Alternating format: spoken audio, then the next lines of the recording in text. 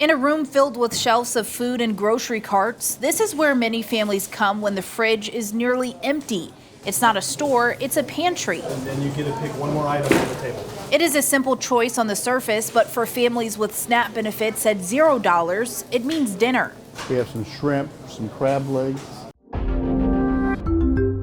Our numbers had been up 30% because of the shutdown, but this past Saturday, we served double the number of people. Heartland Hope Mission CEO Chelsea Salafou says fear of empty cabinets is what brought many families through their doors over the weekend. So that's how that works. We've had a lot of people coming in requesting rent assistance or utility assistance since they're not getting paid, and then people coming in because they're very concerned about losing SNAP benefits. Salafou says the shutdown is creating a ripple effect that hits families and the people who support them in Omaha and beyond. Someone that's furloughed, or you have somebody who now has to go to work but they're not getting paid. Well, they can't afford to pay for daycare now, right?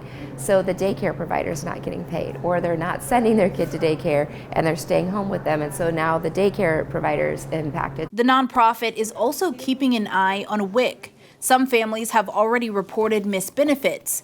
The Trump administration says it's using untapped tariff revenue to fill the WIC fund. We don't know if that's impacting other people, but we have heard from clients that that's happening, and so we're still concerned about some of those things. As for SNAP, Treasury Secretary Scott Bessent says those benefits could start up again as soon as Wednesday. SNAP helps nearly 42 million Americans buy groceries each month. Last week, 2 federal judges ruled the government must use emergency funds to keep payments moving during the shutdown. The USDA told a federal court Monday it will tap the $5.2 billion in available contingency funds for November, but it costs around $9 billion to fully fund SNAP each month. And families may not immediately get that money. Loading benefits onto cards can take up to 2 weeks in some states.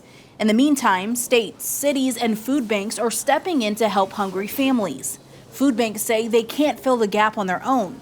For every meal pantries provide, SNAP typically covers 9. For people asking how to help, food banks and pantries say donations make the biggest impact right now. Do you want a chicken to go with it? Protein items, meats, we really need meats. Those have been in high demand.